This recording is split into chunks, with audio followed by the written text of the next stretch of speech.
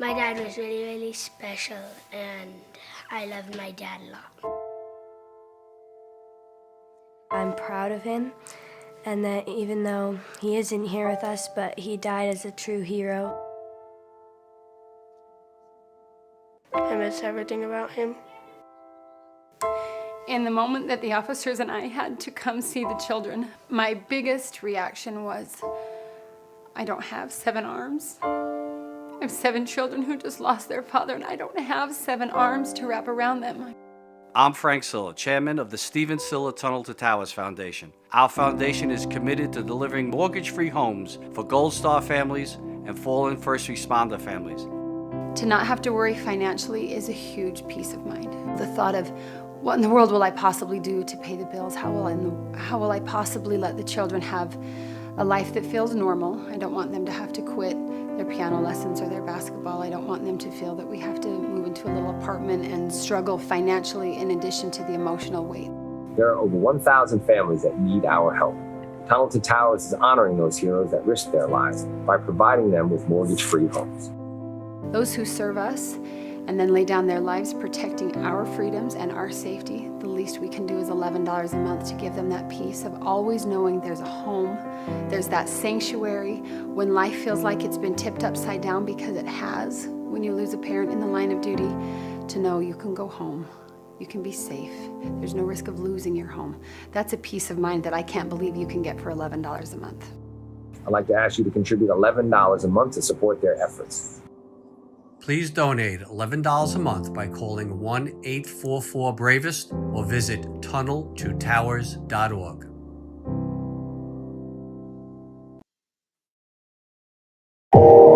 You are listening to KLRN Radio, where liberty and reason still reign. I'm Jordan Klinger, an attorney at McIntyre Law. The decision to hire an attorney after you've been injured is important. The decision on who to hire is even more important. At McIntyre Law, we will settle a case if the offer to our client is fair. Partial justice is no justice at all. At McIntyre Law, we are committed to obtaining full justice for our clients. Contact McIntyre Law at 405-917-5200 or visit us at mcintyrelaw.com. In uncertain times, we could use someone to lean on. Blue Cross and Blue Shield of Oklahoma will stand by you with plan options to fit your budget. If you've recently lost your job, had a baby, or moved, you can still get the healthcare coverage you and your family need.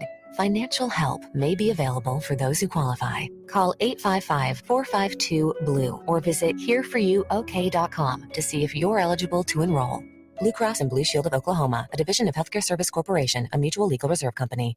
My son was in the Army back during Desert Storm, but even then he wanted an MBA. He looked at a dozen schools, but only one offered the online education and flexibility he needed while he was in a tent in Iraq, Grantham University. Turns out that Grantham's been delivering affordable, relevant college and advanced degrees for over 65 years. Heck, if they can deliver a quality education to a soldier in a tent overseas, think about the flexibility Grantham can offer you so you can earn your degree too. It doesn't matter how complicated or full your life is. If getting a degree is on your bucket list, you'll want to do what my son did.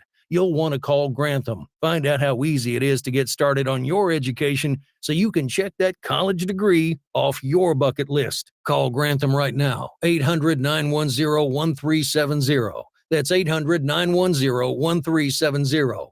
Flexible, affordable, relevant. Call 800-910-1370.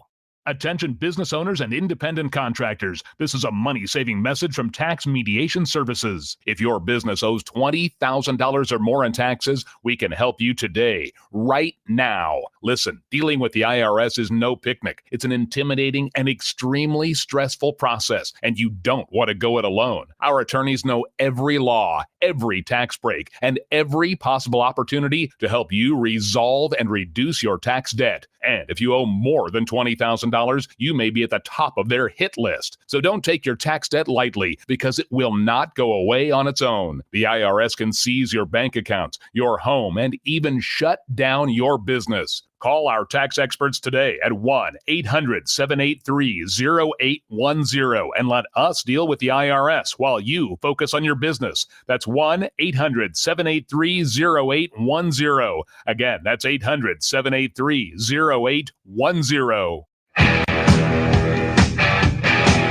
KLRN Radio has advertising rates available. We have rates to fit almost any budget. Contact us at advertising@klrnradio.com.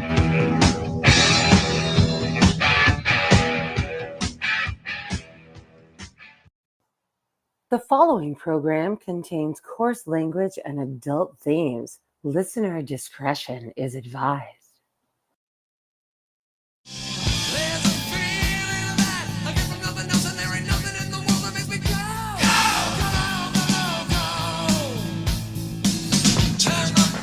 All right, mister, what do you think you're doing? You call this a room? This is a pigsty. I want you to straighten up this area now! You are a disgusting slob! Are you listening to me? What do you want to do with your life? I want to rock.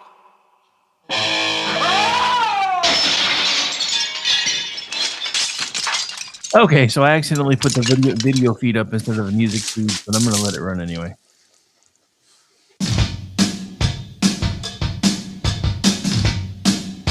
I didn't realize I would have that long.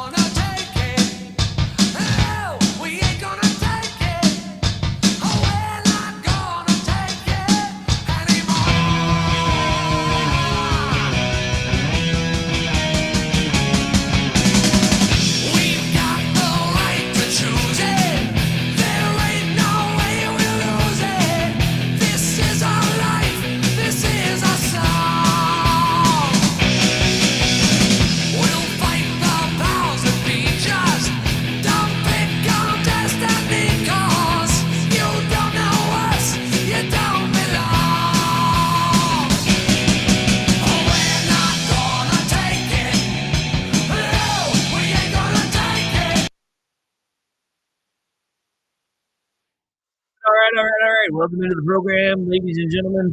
Thursday edition of the Rick Robinson Show coming at you live earlier time. Same crazy ass, ill-prepared show. You know, dude, seriously. I have a question to open up the show. Since when is it frowned upon on this particular continent to eat the commies? Because I just don't get it. So, for those of you who might have missed the memo, this came out last night while I was in the middle of doing all the things I do for but the Harris administration, I said what I said because Biden doesn't count anymore. Biden probably never really counted, so I'm just gonna. I'm not even doing the Harris Biden thing anymore like I was doing. It's just the Harris administration. But not only the Harris administration, but now the Harris campaign has come out and said that they're going to, at an event tomorrow, discuss some of her plans for the economy. Pardon me. And one of the biggest plans for the economy is to start price control. So, for those of you who may not understand what I'm talking about, price control is a very nice way of saying socialism, because the government is now going to be able, if this happens, the government will be able to start telling food manufacturers and food producers what their maximum cost is.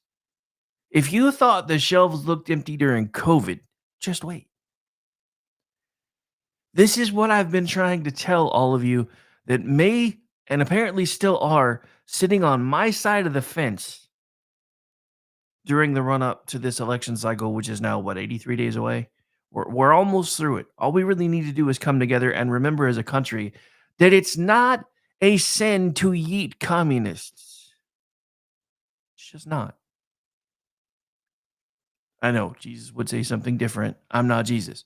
But I'm telling you, as a conservative, as somebody that still considers them a Reagan conservative, and for as vaunted as Reagan is today, he was hated by the party of his day just as much, if not more, than Donald Trump, because he was viewed as a populist. Because the only reason everybody likes him is because he used to be a movie star and he was a Democrat until 5 minutes ago. Does any of this sound familiar?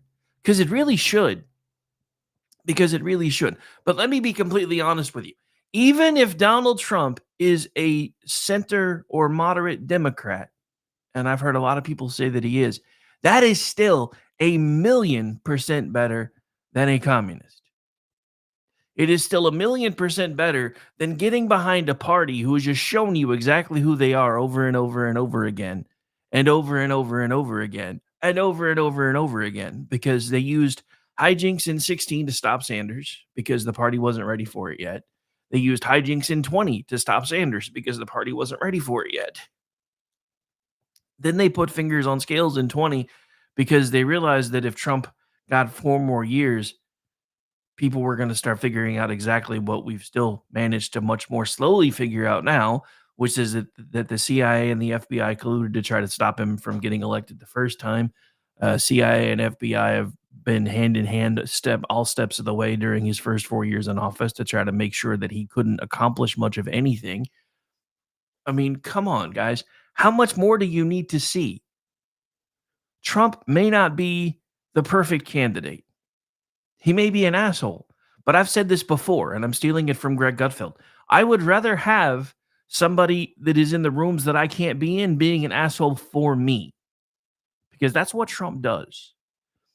Now, not only his Harris taken the no tax on tips thing, now there's stuff being released today, supposedly by the Energy Department, stating that we're energy independent for the first time in 7 years. Well, that's funny because that's the same thing they said towards the end of 19 and the beginning of 20, was that we were energy independent again for the first time in 70 years, that we were net positive on oil because we were actually selling more than we were receiving. And everybody was praising Trump for it.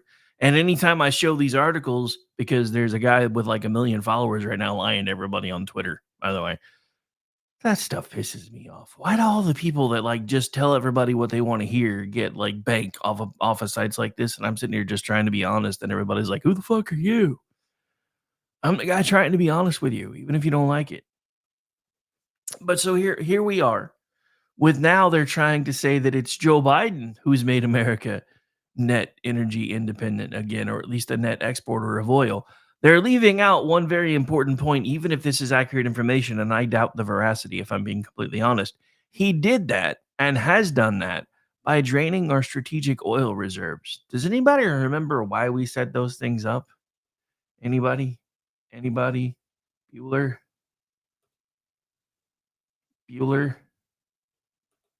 Just asking, because they were set up for a reason. It was for times of emergency, for when there were times of war or other times that there may be some sort of a short supply. Not because we're trying to win an election, so let's bring gas prices down by a few pennies. This is what we're up against, folks. This is what I've been trying to tell everyone. This is what I've been trying to show everyone. These people do not care how they win, only that they win.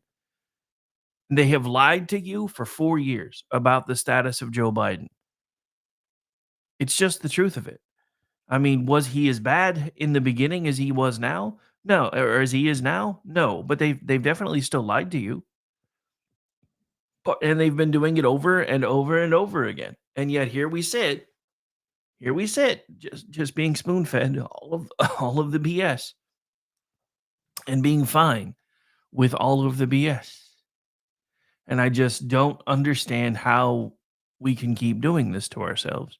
Now I see people, and granted, I'm mad at Nikki Haley about what she said the other day on Fox News.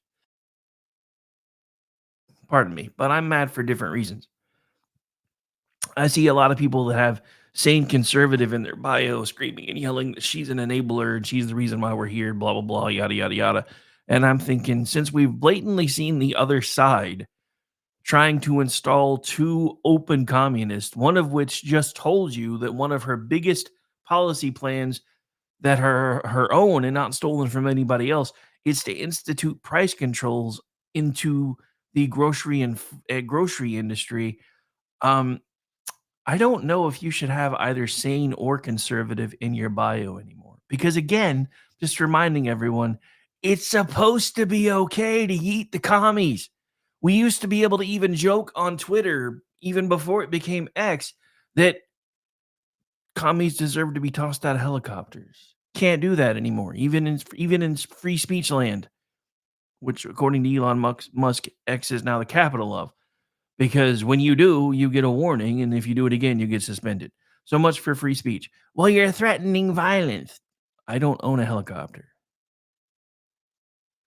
So I'm not actually threatening anything. I'm implying the fact that these people do not deserve to be on the same continent with us.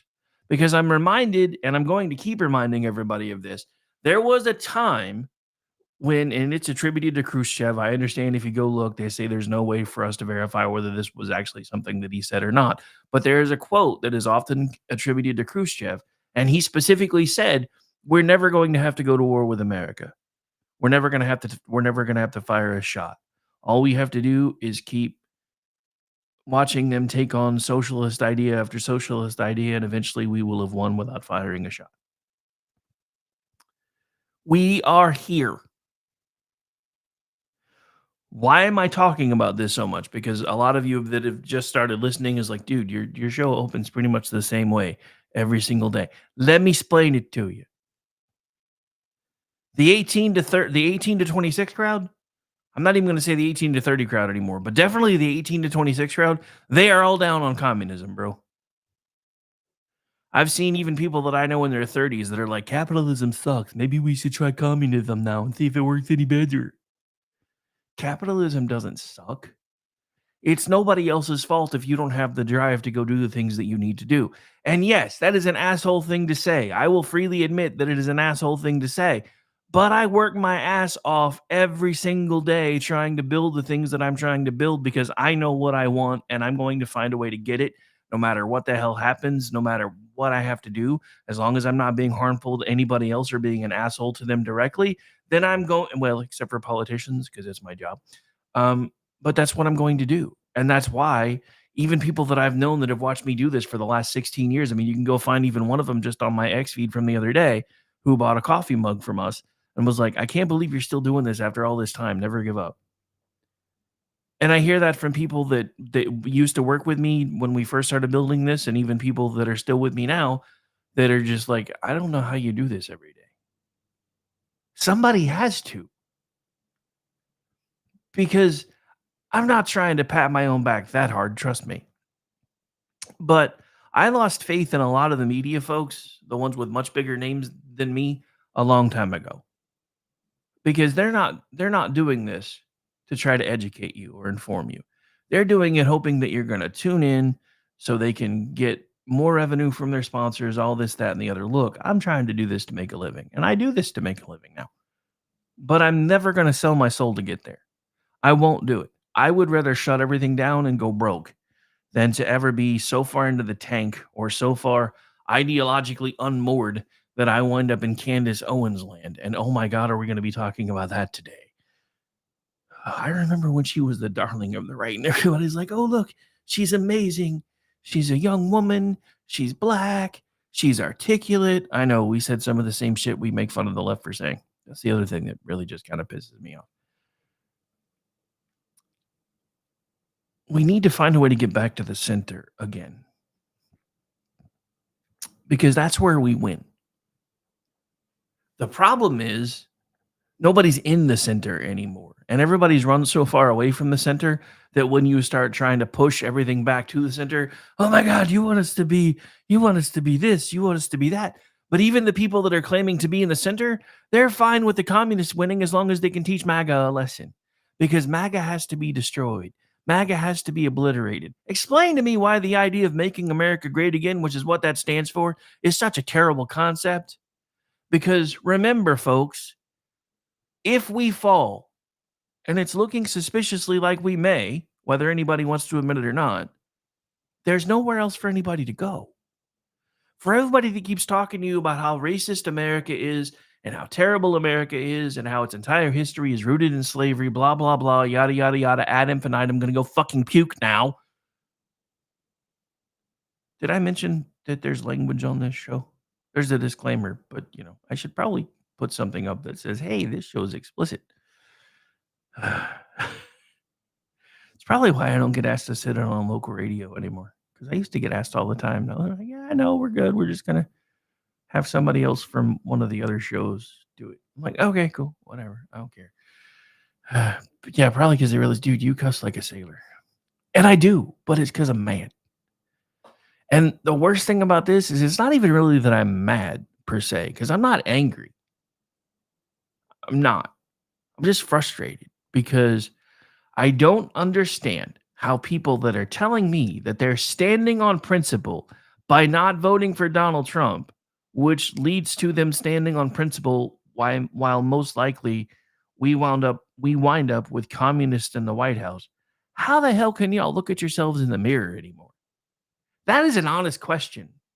And if there is anybody who's never Trump in that's watching right now, because we do have people starting to trickle in, I can see the numbers starting to go up. First of all, if you would be so kind, please like and share the feed, especially if you're mad at me right now, because then you usually tell more people anyway. But I have questions because, look, I was on the fence. I really was. He was not my first choice. And I'm not going through all of it again, but I'll give you an abridged version real quick. 16, didn't vote for him at all. Didn't want him to get the nomination. Didn't want him to win. Actively helped the Libertarian Party get on the ballot in Oklahoma because I really wanted people to have other options, and then realized that the Libertarian Party lost its ever-loving mind well before then, even though I have friends that are, technically I'm still a registered Libertarian because I kind of feel like it makes it easier for me to punch both of the other parties. Because I'm not really either one of them, but I do consider myself more of a conservative. As my good friend Ordnance Packard says, I am a minarchist.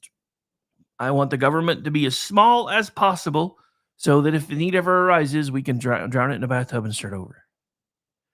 Problem is right now, if we tried to drown this bitch in a bathtub, we would need the Pacific Ocean. I don't even think the Atlantic could do it. I think it would specifically have to be the Pacific, because it would be a lot easier, because most of the worst parts of it are coming from that side anyway. So we could just get a giant bulldozer and push all of the crazy people out of the deep blue parts of California and just push them into the ocean and start over. And then when New York saw us do that, they'd be like, oh shit, they're not playing around anymore. We should probably get our shit together. But I think New York's already starting to do it anyway. And as much as I hate what's happened to Donald Trump, the masks being completely stripped away on the left, I think is going to change things for generations if we can hang on long enough. The problem is, I'm not sure if we can, because I'm watching people that are buying into what is largely an AstroTurf and gaslighting campaign, because they're not even embracing a leader at this point on the left. They are creating a superstar. They're trying to recapture what they had with Barack Obama, but the difference is Barack Obama is also a communist. Barack Obama is also an avowed socialist, he's a damn terrorist. I mean, hell, he ran away with Bill Ayers. He's a terrorist, but he still got elected to the White House. The difference was with Obama, he would not run from anything. He didn't run from the media. I mean, he basically, we went from, this is why I don't like the cult of personality being mixed up in politics, because we went from one personality of gravitas directly to another, just different extremes. Because Trump and Obama have a lot in common. They'll never run away from a microphone. They'll never run away from a camera. There are times when even I'm like, okay, Trump, you've said enough. You've been talking for an hour and you've circled back around with the same topic 4 times. And look, I get it. Everybody's mad. Everybody's like, he needs to be on message more. I'm not sure he does. Because this is the part of this that I don't understand. Because we're not going to get much of the 18 to 24 demographic anyway. It's just not going to happen. So everybody else that is outside of that realm and into more of our, circle of reach, so to speak, should already be really familiar with how life was under Trump versus how it is now. So this is one of the things that drives me crazy with the punditry class, the folks on Fox News, and pretty much everywhere else, is you guys are still treating this like it is a normal, everyday, average election, and it is anything but. Because we have history that was set because for the first time ever, a candidate was knocked out of the race, or I'm sorry, dragged kicking and screaming out of the race. Let's get that right. After the first debate, because of how poor his performance was, because then even the media wasn't willing to cover for him anymore. But now that the Democrats are trying to install somebody else, they're perfectly fine with covering. They're perfectly fine with, trying to do the whole gaslighting thing again. They're cool with it now because, it's not Biden anymore. So now they can just do whatever they want. Case in point, we talked about this a little bit yesterday. There's a story that was broken that the Harris campaign has been using paid Google ads to alter headlines, even on favorable articles, to make them sound even more favorable in the headlines so that when people click on it, it actually opens to the actual article. But it makes the headline look even more impressive than it already was, even though the media is falling all over themselves to get her attention. And now the person that broke the story is covering for the campaign. This is what we're up against. These people are so indoctrinated that even when they try to tell the truth, somebody stops them. If you want my honest opinion, I don't think the left is as on board with Harris as the media on that side of the aisle wants us to think. Because if they were, with as unfavorable as Donald Trump is on both sides, she should be running away with it by 10 points by now. If they were all in. I don't think they are. Now, some of the polling is starting to skew. Depending on where you look, some polls are saying that Donald Trump's back within margin of error and it's a close race. Other polls are saying it's not even close at the national level because Harris is up in one by like 6 points and everybody's having a cow. And I'm like, look, I get it. This is what we do for a living. We talk about these things. And it is bothersome to me that the honeymoon seems to be continuing. But I'm going to say now what I said this morning. If after she makes this announcement, because I'm going to be honest, I'm really hoping that this was somebody just trying to gin up a bunch of folks and she's not really about to try to suggest full-on socialism in this country. Because once they get the control of the food, next is the banks. Every other country's tried to do it the other way first, but I think they figured out a lot of us like food. Some of us like food more than we like money. Just being honest. But anyway, I don't know how I don't know how it is in this country that we are no longer okay with the idea of, hey, we can come together to get rid of the communists, even if we don't agree with the rest of the person's policies, that we're coming together, if for nothing else, than to get rid of the communists. Because I'm sorry, I understand this is not a popular concept anymore, and I understand it doesn't work through history for very long. But the idea of the enemy of my enemy is my friend should work for right now. Long enough for those of us that actually believe that conservatism works, even if we disagree with who should be heading the ticket right now, should be able to come together and say, hey, the Republican Party ended slavery. Hey, the Republican Party crushed Russia. Or did they? But for all appearances and purposes, they did. And now we have actual communists trying to waltz their way into the White House. See what I did there? And half of my party's okay with it because Orange Man bad, or half of the group that I align with is okay with it because of Orange Man bad. That terrifies me. Which is why I've even started trying to change my approach on social media, because I keep trying to remind everybody that we're talking about stopping communism. This isn't about who's the most likable, who would we go have a beer with, who would we like to sit down and talk policy with. I do have to admit, I really would have loved to have been like in the room with the Musk and Trump call the other day. Like actually they're there. Because the one thing that I was kind of upset about is when they first started trying to talk about it, they'd mentioned that there may have been a Q&A session at one point. But thanks to all the technical issues, I guess they decided not to do that. That would have been amazing because I would have loved to have actually been able to get my hand up and actually ask both of them questions. The first one I would have loved to have asked them is this one. Hey, Musk, when are you going to free Ordy? Would have loved to have asked him that one. All right. Getting rid of the megaphone, taking a break. Bottom of hour one already. So much more to talk about. While we're on a break, like I said, share the feed, push it out. Help a brother out. But the bigger our numbers get, the less I have to ask you. Just saying. All right. Stay tuned. This is my show. We now do this thing every Monday through Friday, except for the first Monday of the month, from 1 p.m. to 3 p.m. Eastern, and we may eventually be going to noon to 3. I haven't decided yet. But I know for this week and next week, it'll be 1 to 3 Eastern. All right. Be right back.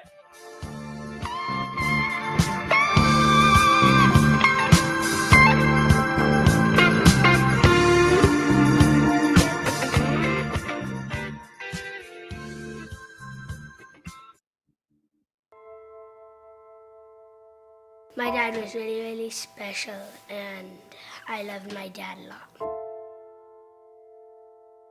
I'm proud of him, and that even though he isn't here with us, but he died as a true hero. I miss everything about him. In the moment that the officers and I had to come see the children, my biggest reaction was, I don't have 7 arms. I have 7 children who just lost their father, and I don't have 7 arms to wrap around them. I'm Frank Silla, chairman of the Stephen Silla Tunnel to Towers Foundation. Our foundation is committed to delivering mortgage-free homes for Gold Star families and fallen first responder families. To not have to worry financially is a huge peace of mind. The thought of, what in the world will I possibly do to pay the bills? How will I possibly let the children have a life that feels normal? I don't want them to have to quit their piano lessons or their basketball. I don't want them to feel that we have to move into a little apartment and struggle financially in addition to the emotional weight. There are over 1,000 families that need our help. Tunnel to Towers is honoring those heroes that risk their lives by providing them with mortgage-free homes. Those who serve us and then lay down their lives protecting our freedoms and our safety, the least we can do is $11 a month to give them that peace of always knowing there's a home, there's that sanctuary when life feels like it's been tipped upside down, because it has. When you lose a parent in the line of duty, to know you can go home, you can be safe, there's no risk of losing your home. That's a peace of mind that I can't believe you can get for $11 a month. I'd like to ask you to contribute $11 a month to support their efforts. Please donate $11 a month by calling 1-844-BRAVEST or visit tunneltotowers.org.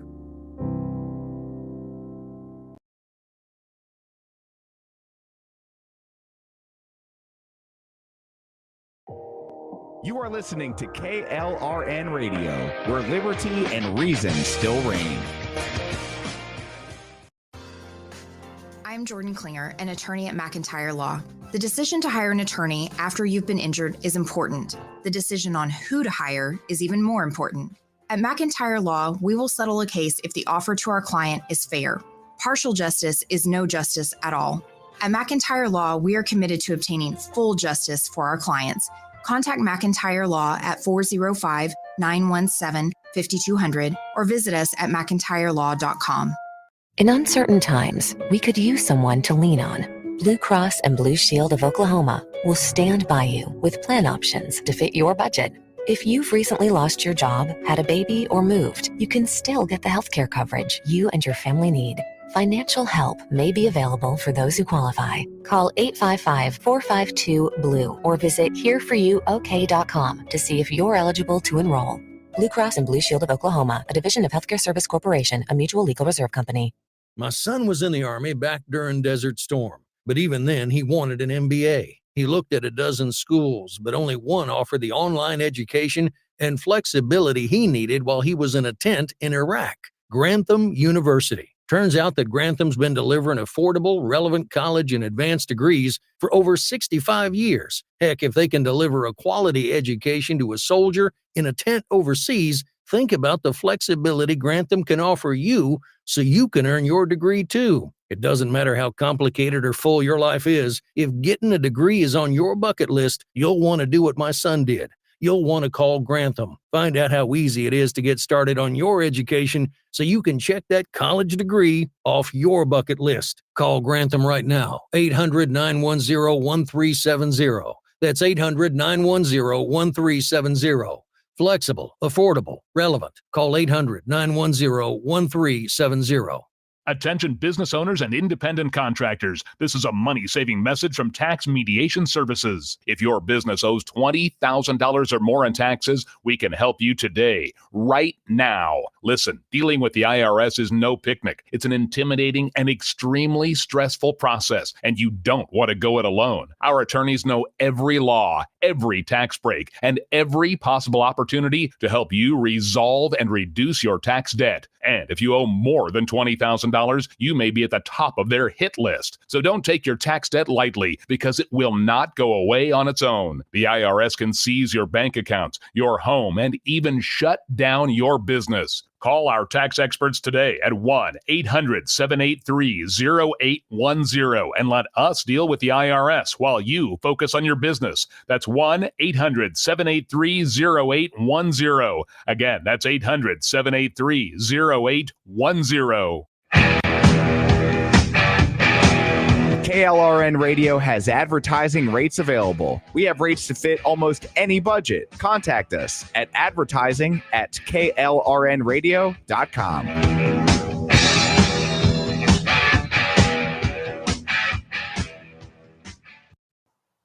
The following program contains coarse language and adult themes. Listener discretion is advised.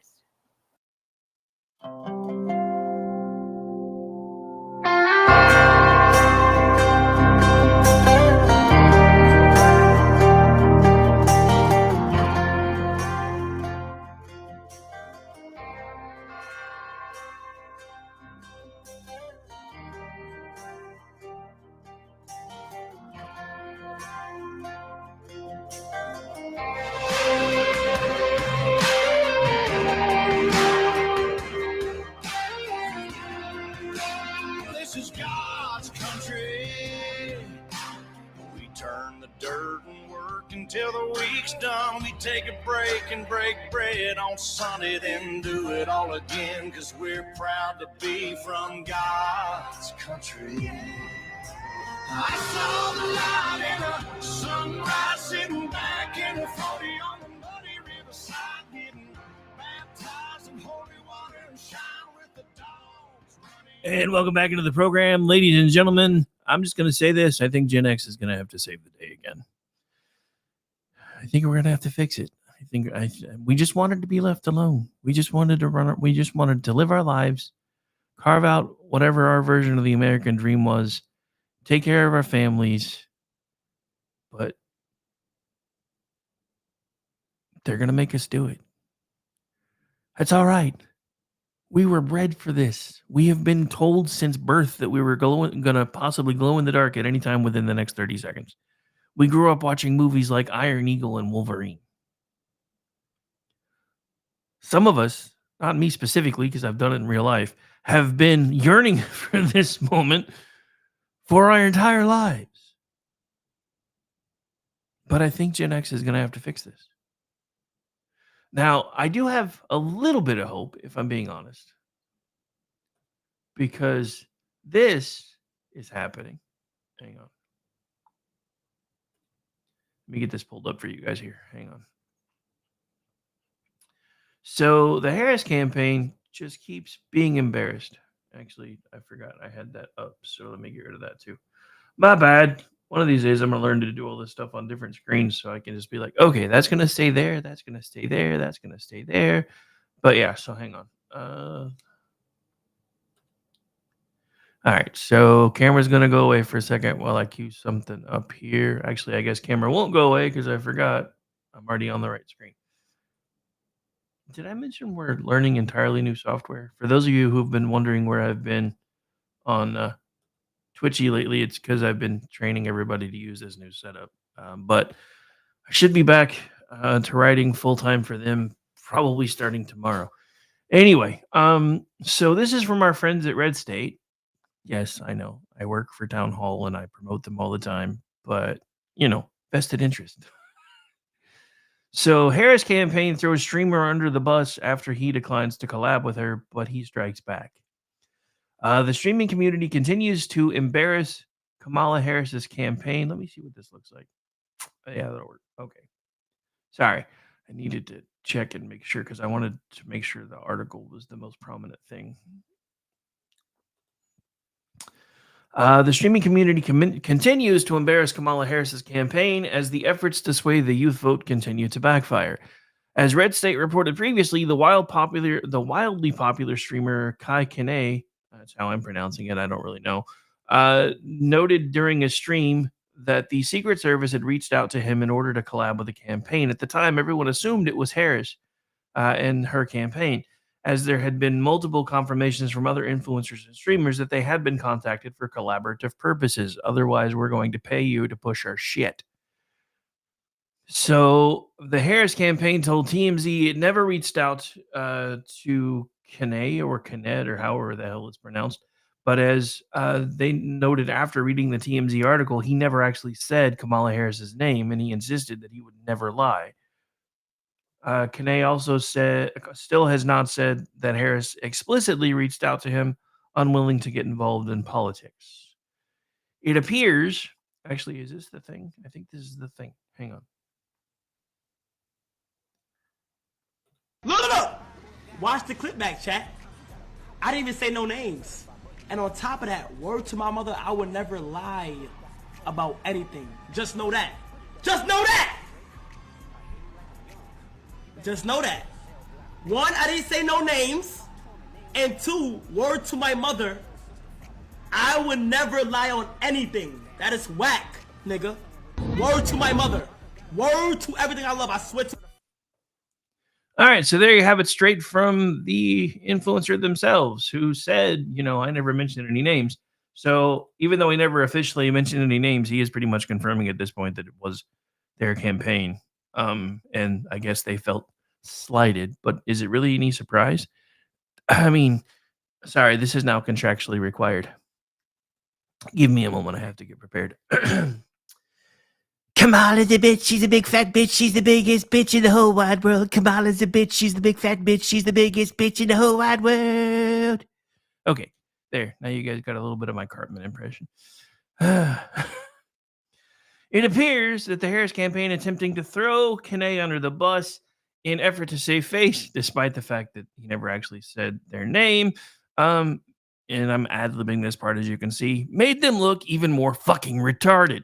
TMZ says that there's been a third party affiliated with the DNC convention team attempting to talk to him, and that these talks began prior to Biden dropping out of the race. However, if Kane's video is true, then this is a lie, and the attempts to collaborate with him have been ongoing. However, we do have evidence that Harris has been reaching out to various streamers and influencers and offering to pay them to either do collaborations or promotions for Harris and the Democrat Party. For instance, one influencer forwarded an offer email to Arizona Republican Jake Hoffman containing an offer for an Instagram influencer to create 3 posts promoting Harris for quote-unquote compensation. Did we mention this entire campaign is AstroTurf? As Red State reported on Wednesday, a TikTok influencer named Lauren Motion also came forward to reveal she too was offered to post videos talking up Kamala Harris, but turned it down, warning everyone that influencers singing her praises are likely being paid to do so. Moreover, another streamer named FaZe Ronaldo, who has over 1 million followers, has come forward demanding that Harris campaign stop reaching out to him. As the post says, language warning, but now I have to watch this. And so do you. But I will tell you one thing. Yo, Kamala Harris, stop hitting my team, you and the Secret Service, to do a stream. I am not doing a stream with any politicians, bro.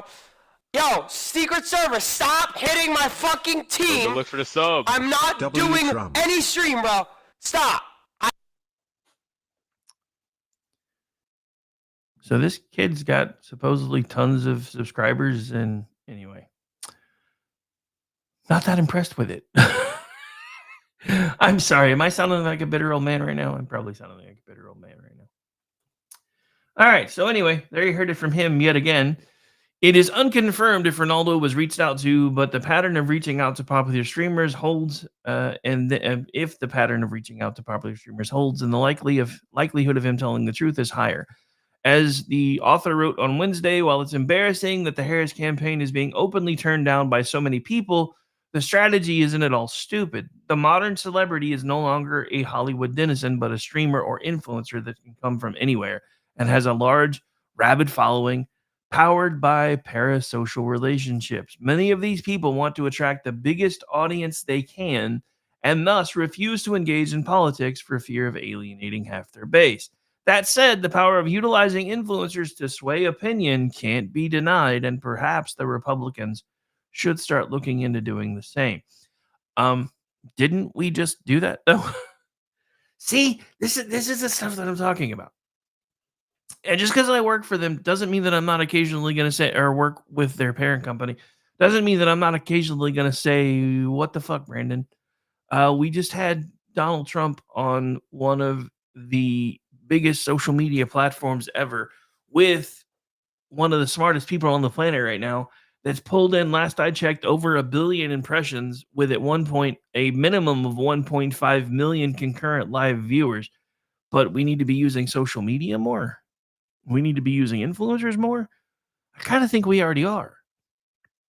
Most of us that have managed to do what I do now, even if I don't consider myself an influencer yet, and probably would never consider myself one anyway, because I'm not going to just hawk my brand out and be like, here I am, I will tell you whatever you think you need to know. No, that's not ever what I'm going to do.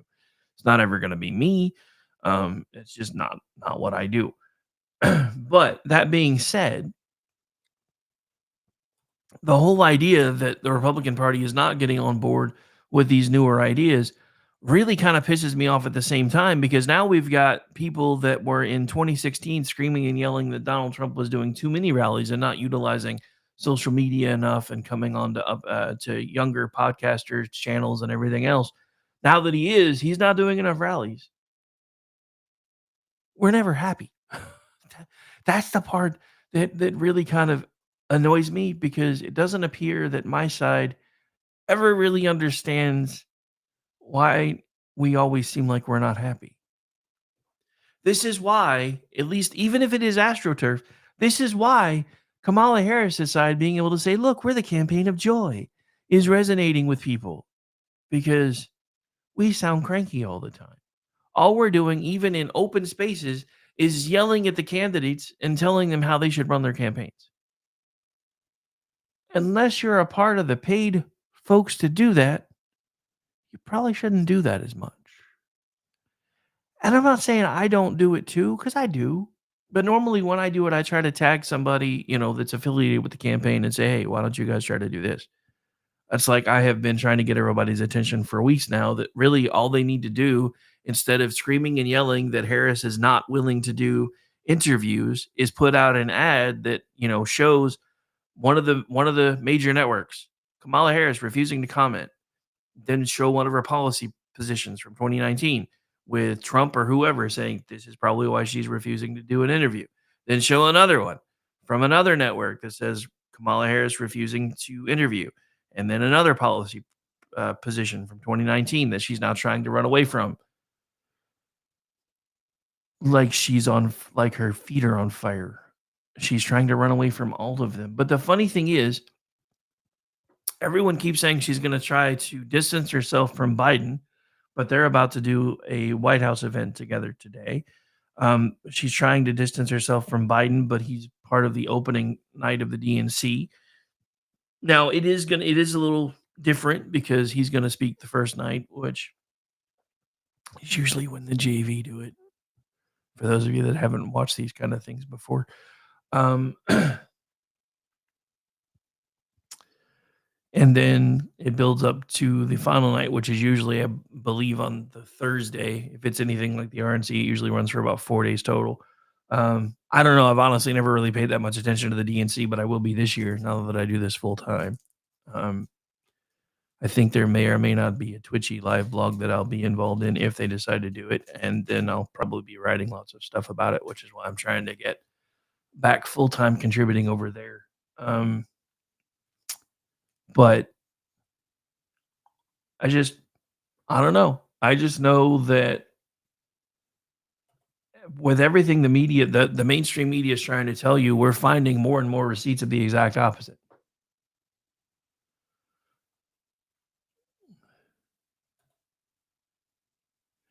So yeah, this was one of the things that I was talking about earlier. So we're going to get into that probably before we take the top of the hour break because we're getting kind of close, but we should still have time. And I think it was, yeah, this one. All right, so you guys should be able to see it now. So this is again from Red State. Kamala Harris finally has a policy proposal that is her own. They probably should have put that in there, but headlines have to be short. I know. And it'd make the Soviets blush. A bit of breaking news came across the wire on Wednesday night. You may want to sit down for this, but Kamala Harris finally has an official policy proposal. Given that she's been in the race for nearly a month, did she cook up some brilliant novel approach to the issues Americans care about most? Nah, she just microwaved some communism and proposed price controls. So there you see the tweet. Harris will propose what her campaign bills as the first ever federal ban on price gouging on food and groceries, setting clear rules of the road to make clear that big corporations can't unfairly exploit consumers to run up excessive corporate profits on food and groceries. Of course, the press lapped it up faster than Tim Walz on a dare. Faster than Tim Walz on a dare. Anyway, with several journalists on social media treating it like Harris had just stepped down from upon high to present the 10 Commandments. Everybody knows it was actually 15 and one broke. Nothing matters on that front if the Harris campaign says it's going to be spun, if they say it's going to be spun as joy and optimism wrapped in abject brilliance. For normal Americans, though, I guess former might have worked too. These policies have consequences, and price controls would be an economic disaster. One only needs to look at the history of the Soviet Union to understand that, or if you'd like a modern day analog, Venezuela. When government there used to cap the prices from groceries to rent, it inevitably leads to stagnation or even regression in the market. Whatever lower prices exist in the short term are nothing compared to the scarcity that it causes in the long term. Who cares if bread is cheaper if there's none available because production is quashed with price controls? And who cares if rent is lower if you end up with a massive shortage because no one will invest in new housing? So corollary, if you guys have been paying attention, Venezuela just, started throwing some of this shit off. I think it was them anyway. I'm pretty sure it was either them or one of the other countries that had tried to do it. But somebody down in that direction got rid of all their rent control, and suddenly housing demand went nuts. So did availability. Kind of weird how that works, right? With that said, it's worth asking if that's the real issue here. Here's another theory as to why Harris is announcing this. Price controls are terrible policy, but their purpose here is political, not economic. Harris is trying to rewrite the history of the Biden-Harris years, and to change that, anyone who opposes her idea on merits wants to keep prices high, and it's grotesque. Proposing a policy and following through with it are two different things. Harris clearly wants the talking point of claiming Republicans don't want to take action to bring down prices, and the press is absolutely going to play along. It's worth noting how contradictory that is. On the one hand, the Harris administration is claiming that inflation has been solved. On the other hand, they are saying Republicans want to do nothing to solve inflation. In a saner media environment, such an idiotic inconsistency would be lambasted as unserious. Unfortunately, we do not currently live in that environment. Fuck you, CERN! Anyway, in short, I really need to record Cartman saying that, make it a sound bit. In short, the best case here is Harris is pumping out communist drivel to win the election without any intent of actually enforcing whatever executive order she'd released. The worst case is she's serious and the entire U.S. economy ends up looking like something that would make Nicolas Maduro blush. Neither is a good option. So I'm going to say again, when did it become frowned upon to yeet commies from this particular continent? We kicked them off of a lot of other places and out of a lot of other countries. Why are we not allowed to do it here? It's just a question. Don't shoot the messenger. Just a question. All right, so we are getting ready to have to take a break, but I think I can squeeze in one more story maybe. Let's see what else we can find real quick.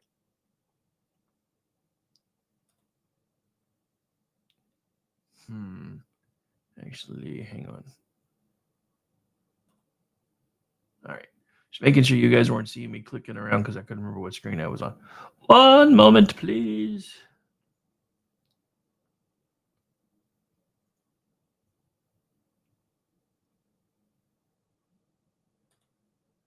Oh, so this was a good one. I actually kind of forgot about this. I'm kind of glad I found it. So, this happened. When we come back from the break, I'll move on to something besides Red State, but I keep finding stuff that I had meant to talk about today, so it's been working out pretty well. So this is Nicaragua, and I guess this one's been around for a while. But protesters infiltrated New York City Dim rally for Harris. Then came cops, smoke bombs, and some funny notes.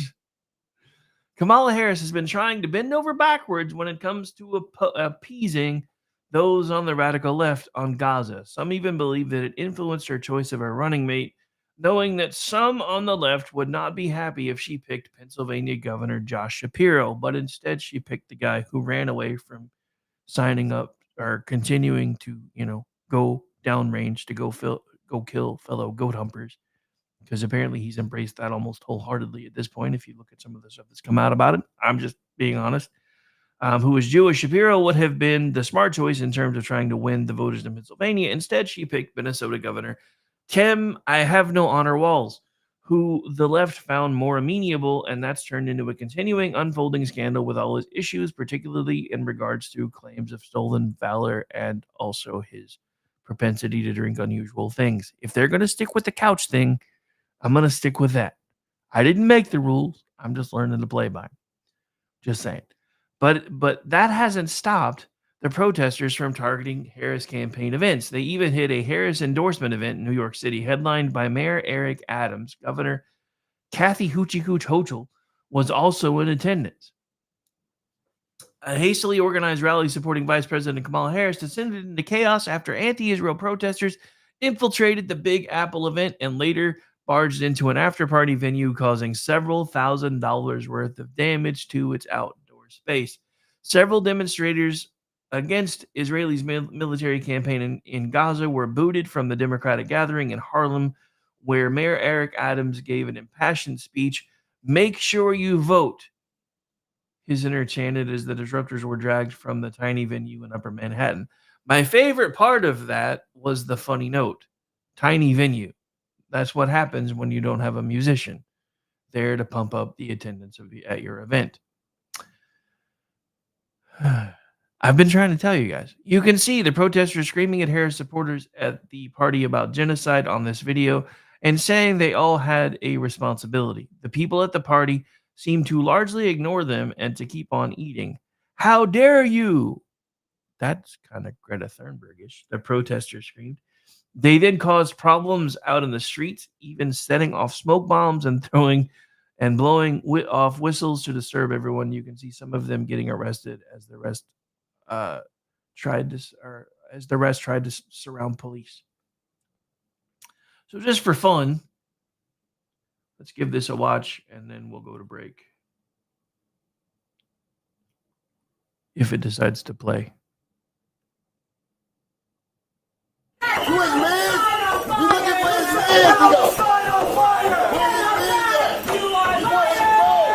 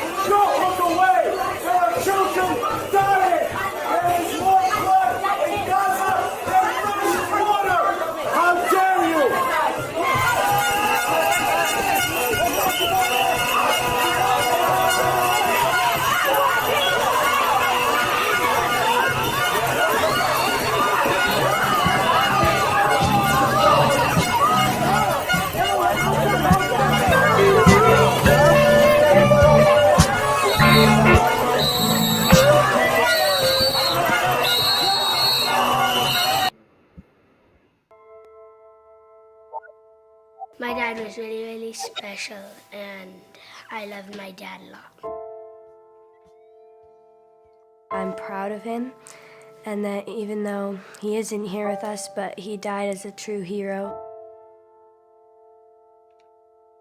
I miss everything about him.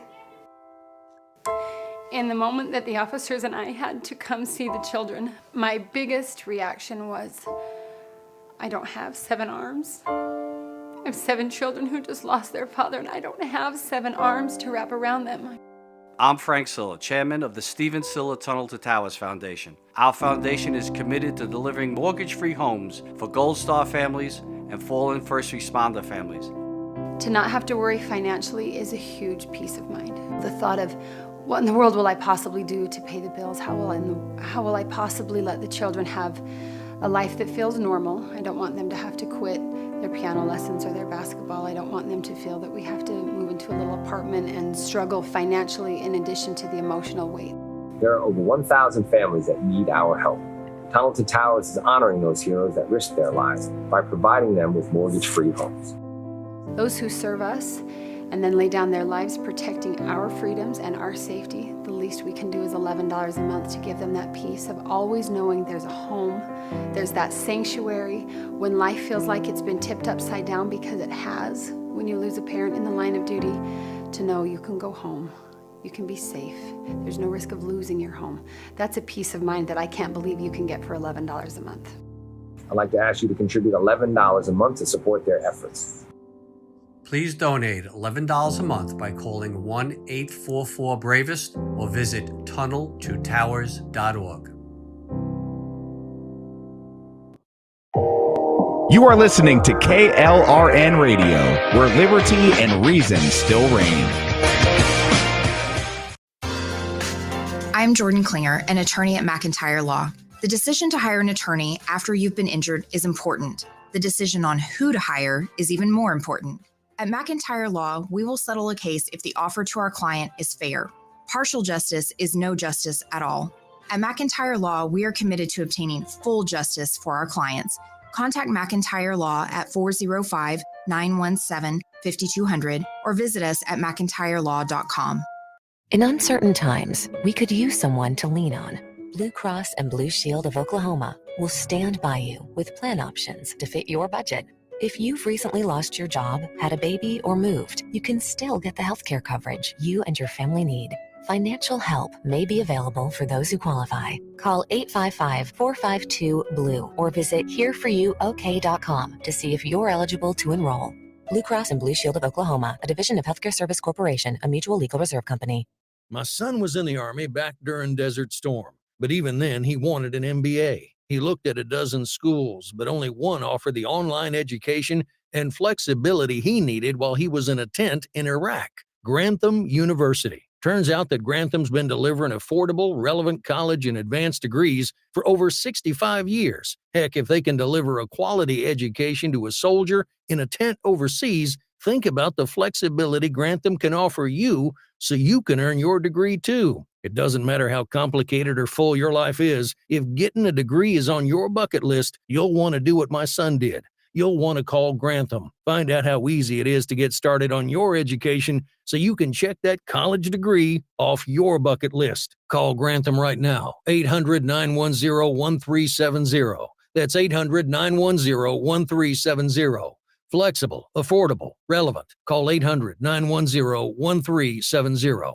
Attention business owners and independent contractors. This is a money-saving message from Tax Mediation Services. If your business owes $20,000 or more in taxes, we can help you today, right now. Listen, dealing with the IRS is no picnic. It's an intimidating and extremely stressful process, and you don't want to go it alone. Our attorneys know every law, every tax break, and every possible opportunity to help you resolve and reduce your tax debt. And if you owe more than $20,000, you may be at the top of their hit list. So don't take your tax debt lightly, because it will not go away on its own. The IRS can seize your bank accounts, your home, and even shut down your business. Call our tax experts today at 1-800-783-0810 and let us deal with the IRS while you focus on your business. That's 1-800-783-0810. Again, that's 800-783-0810.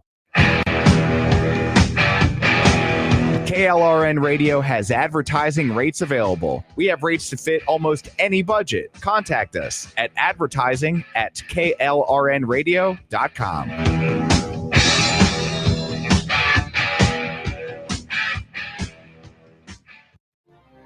The following program contains coarse language and adult themes. Listener discretion is advised.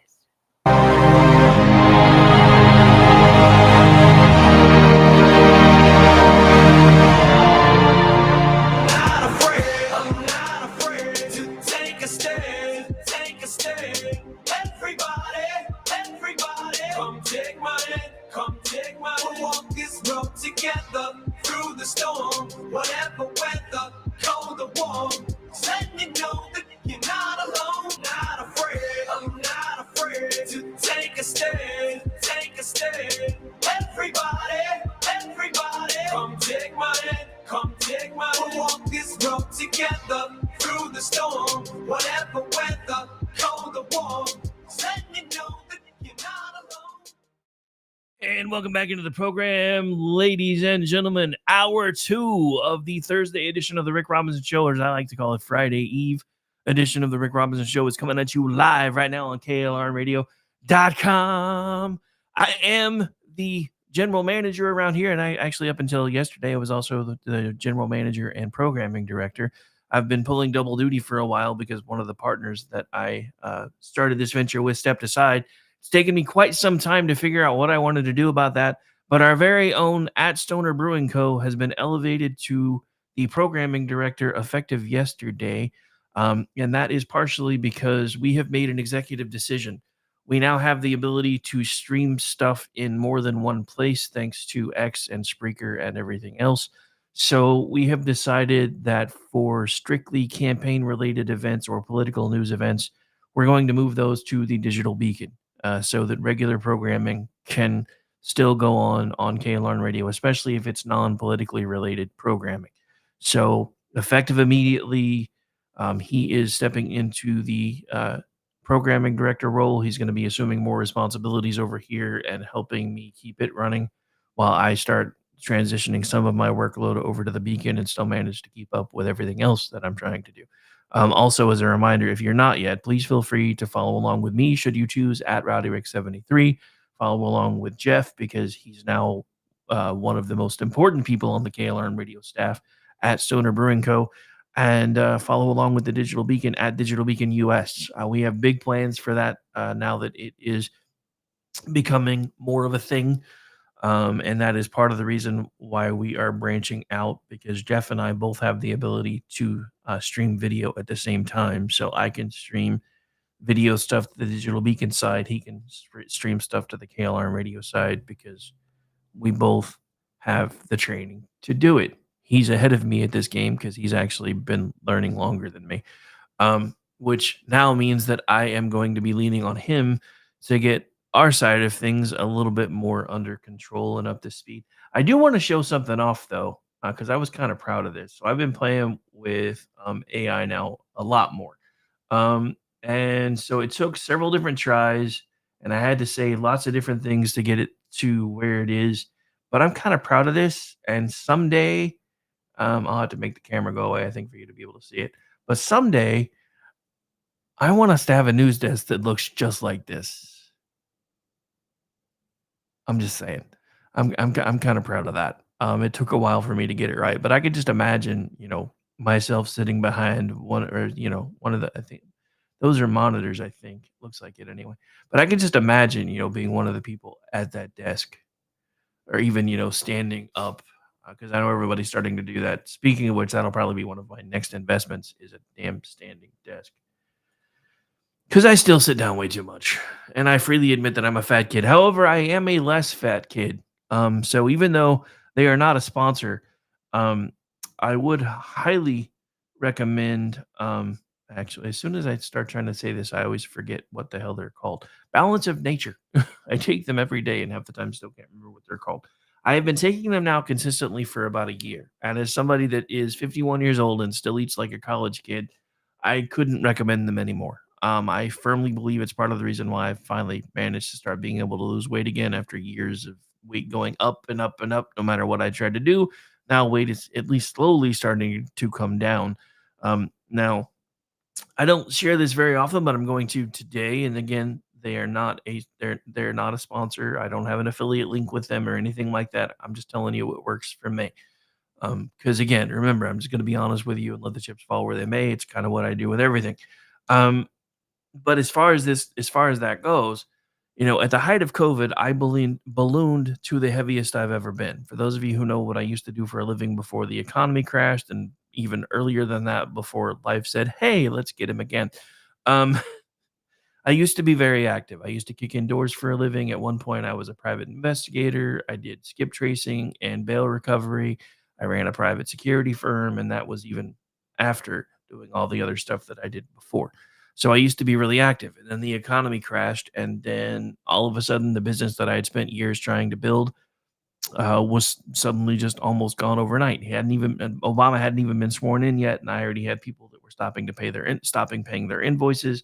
I even had a form of insurance called a factoring company for a while, and even they at one point were like, "Look, dude, they're not even paying us anymore, so we can't front you the money anymore." Because that's what used to happen. I had sold them the rights to collect my invoices. They would give me 80% up front of any invoices that I turned into them, and then when they collected, they would give me 15% of once they had collected, and then keep 5 for themselves, which was great for a long time because it just made it really easy for me to be able to pay my bills and pay my people and everything else. And then after a couple of months, they were like, "Yeah, they're not responding to our invoice attempts anymore either, and we are not going to be honoring these requests anymore."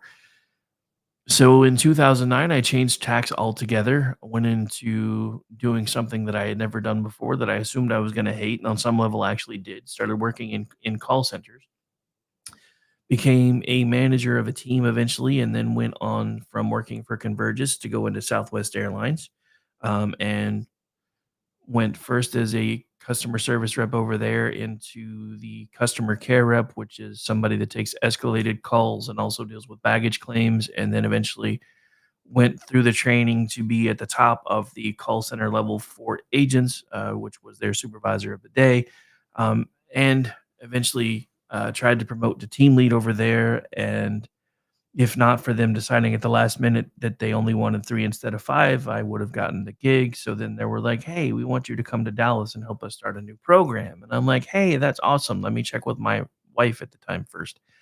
And she was like, "If you try to move us to Dallas, I'm divorcing you." Fast forward to 2020, this is several years later, she divorced me anyway. If I had known then what I know now, my entire life would probably be different because I probably would have taken the gig in Dallas, and who knows where I would be today. That being said, I guess things happen the way they happen for a reason, and here we are. Um, but I tell you all of this because, as I said, during the height of COVID, I ballooned to 315 pounds, and that's because I started doing jobs that basically didn't require that I get up and move that often. And then what little bit of exercise I was getting was completely cut off because everybody thought we were dying. Well, as of today, and this is not fasted weight. So I weigh 2 ways. One, I normally first thing in the morning will weigh when I get up, do all my usual stuff before I do anything else, before I get any coffee, before I eat anything, I will weigh. Normally right now at fasted weight, I am at 275 pounds. Now, the only thing that I've really done that is different is, one, I have to run a lot of errands now that I wasn't having to run before because I've been single again or divorced again for the last 4 years. So a lot of things that the ex used to do, now I have to do. So I'm getting more steps in than I used to. But the only other thing that I've really changed is, one, balance of nature, and two, intermittent fasting. Now, I do encourage anybody to check with your physician before you start doing anything crazy like intermittent fasting, because if you do your own research, you're going to see that it supposedly can mess with your blood pressure. It can do this, it can do that, blah, blah, blah, yada, yada, yada. So I did consult my doctor before anybody yells at me. And they were like, "No, it should be fine for you to do." But it occurred to me that that's pretty much what we always used to do when we used to have to be hunter-gatherers. We would get up in the morning and there'd be nothing on hand to eat, so we'd have to go find it.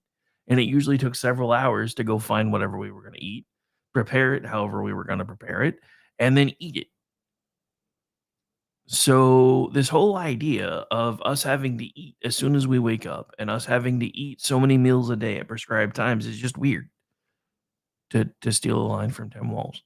And it's been working for me. Honestly, there are some days now where I only eat once a day, and that's kind of what I've gotten to do. Is there, I kind of mix it up because I've discovered that really kind of makes my metabolism kind of go, okay, we were settling into a routine, and now you're doing something different, so now we're going to kick back on again. Because for a while it was my eating window was from noon to 8. I would start eating sometime between noon and 8, make sure that everything that I ate, whatever it was in that 8-hour window. And then I noticed that I started to plateau again. So then I started making it, well, some days I'll do an 8-hour window, other days I'll do a 6-hour, 5-hour window, see if that does anything. And then it did. And then again started to plateau.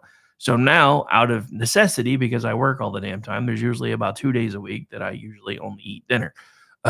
And today will probably be one of those days because I've been running since this morning because the Hobbit started school today, and Grandpa, or Papa as she calls me, is the school bus because they don't do busing for pre-K, which is the reason why those of you that are used to seeing me at really later in the afternoon are like, what the hell is he doing on so early? He doesn't even usually start for another hour. Yeah, it's because I've had to change the time. And I probably will actually sometime, most likely beginning in September, go to a 3-hour format, only because it's kind of what I've always wanted to do anyway. And not only because I miss him, because I really, really do. 11 to 2 my time was Rush Limbaugh's time slot. And as far as I'm concerned, they haven't put anybody on anywhere in the country in that time slot that fills the shoes. And I'm not claiming that I can. I want to try. So we'll see what happens with that. All right. So anyway, Balance of Nature. If you haven't checked them out, I would recommend that you do so. I don't have a code to give you, so just if you watch Fox News or anybody else, just wait for it to come up. Use whatever code they give you to get your discount, whatever. I do encourage you to at least check it out. Try it for a couple of months would be my recommendation. What I did, honestly, was I used it pretty religiously for about a month. And then I'll be honest, there for a minute, because it had been a while, I started feeling maybe I'm not really noticing the difference that I thought I was. So when the pills came in for the second month, I held off a week before I started taking them. And by the end of that week, I was like, oh my God, I don't have any energy. I'm tired all the time. I can't do this anymore. I can't do that anymore. So then I started taking them. And then within about a couple of days, I started feeling better again. So I'm not a doctor. I don't even try to play one on Twitter, but I do occasionally play one in the bedroom upon request. But I do strongly recommend Balance of Nature. And again, I wish I had a link to give you, but I don't, because as far as they're concerned, I'm not big enough yet, even though I'm a customer. All right. At some point today, we may get into one of the other things I do to boost energy besides just that, because there is actually somebody that I am an affiliate for that I use all the time. But anyway,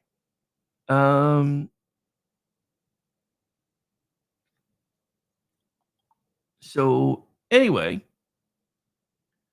back to what we were talking about before, which is the craziness of apparently on this continent, it is now frowned upon to yeet the commies. I don't understand how we got here, but that seems to be where we are, because now everybody seems like they're willing to embrace the commies. And I even have people on my side of the argument saying, well, this wouldn't be happening if y'all had picked something about somebody else besides Trump. First of all, I didn't pick Trump.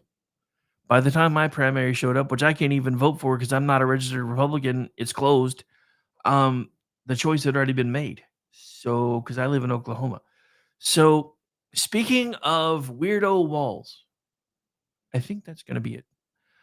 I think I'm going to reach out to Jeff. I really kind of need a picture of Walls in the Where's Waldo outfit and put a shirt out and stuff out that says Where's Weirdo Walls.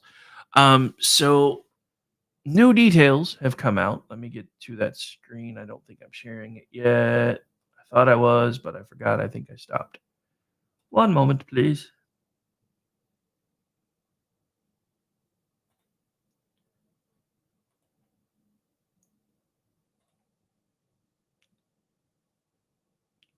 Actually, I don't even think we would need to do weirdo or where's weirdo Walls. We could just do where's weirdo.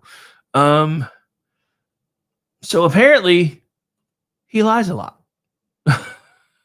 Look, everybody's dishonest to a point, especially if you're one of these people that says you should never lie at all. Everybody is dishonest to a point. Because anytime, if you've ever been married, anytime your spouse says, "Do these jeans make me look fat?" and you say, "No, honey," when you really want to say yes, then you're lying. Now, I do have friends that have figured out a way to get around this, but also usually wind up sleeping on the couch. It's not the jeans. All right. So, new details. Walz also blatantly lied about his DUI. This is from Guy Benson.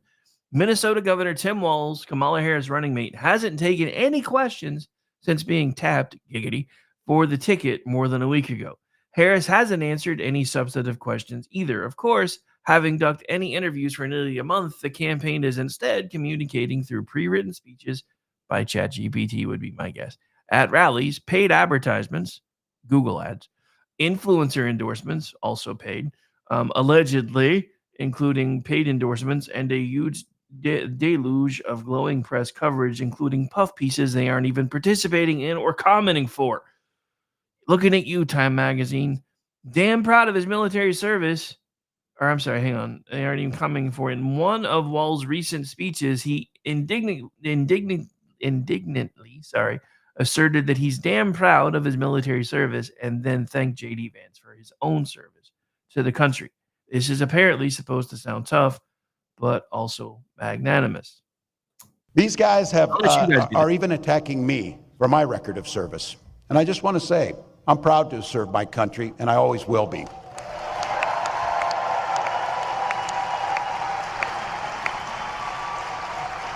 Love the golf claps in their clothes.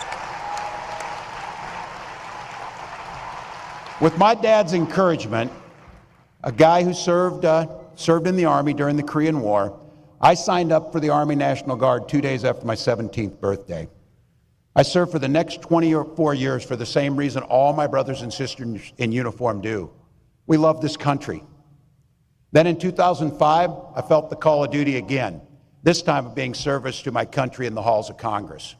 My students inspired me to run for that office, and I was proud to make it to Washington. I was a member of the Veterans Affairs Committee and a champion of our men and women in uniform. I'm going to say it again as clearly as I can. I am damn proud of my service to this country.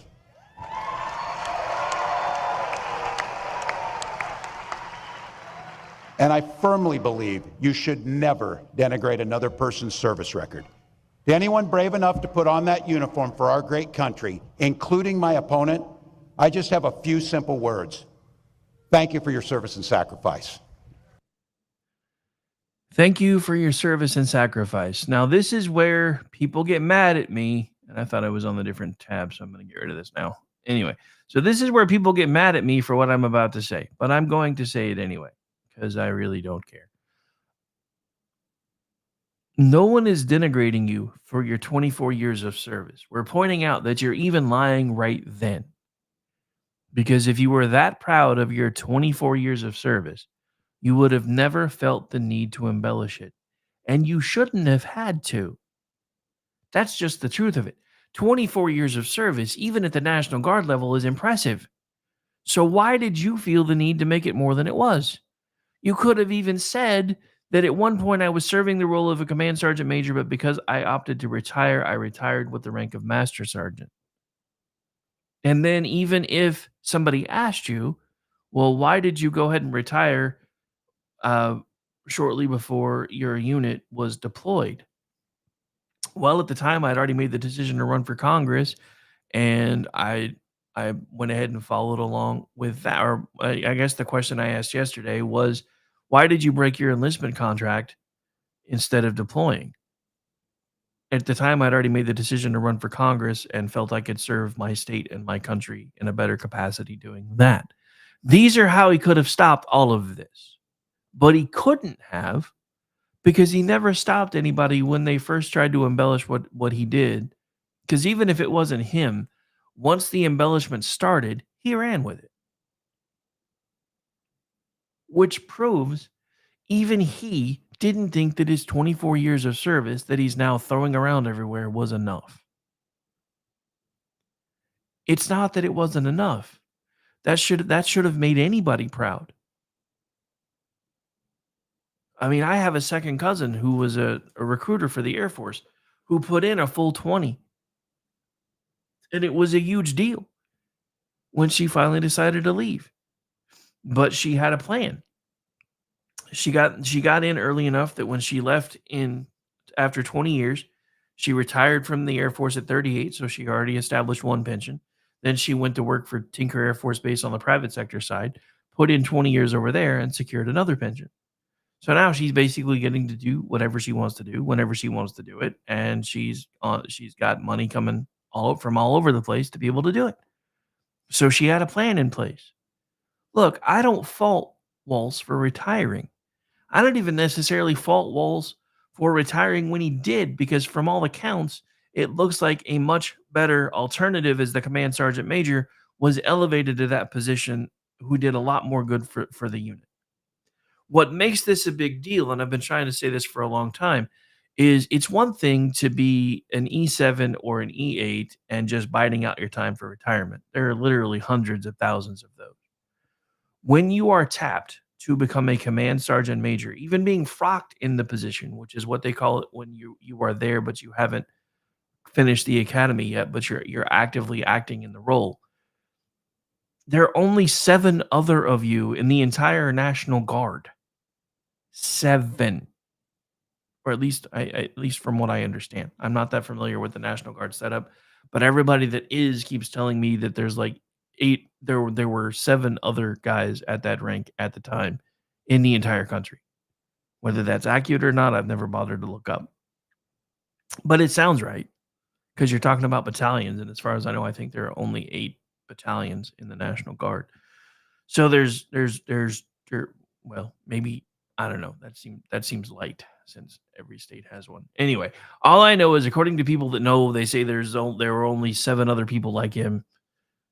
Maybe that's just in their state. I don't know.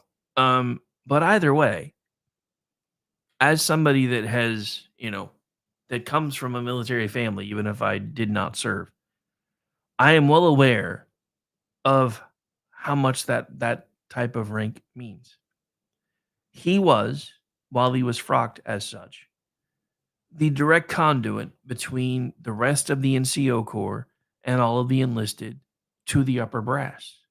That was his job. He passed down the requirements. He helped establish the training methods. He did this. He did that. He did all of those things. So even if it was a position that he never completed, he could have simply said, when somebody said retired command sergeant major, no, I hate to correct you, but I actually retired as a master sergeant. I did actually serve in command sergeant major capacity for a time, but I never officially achieved the rank, and I would like that set straight today. It wouldn't have been that hard. And it's not about that. It is about his character. Someone who served for 24 years in the National Guard should be a very honorable person, in my opinion.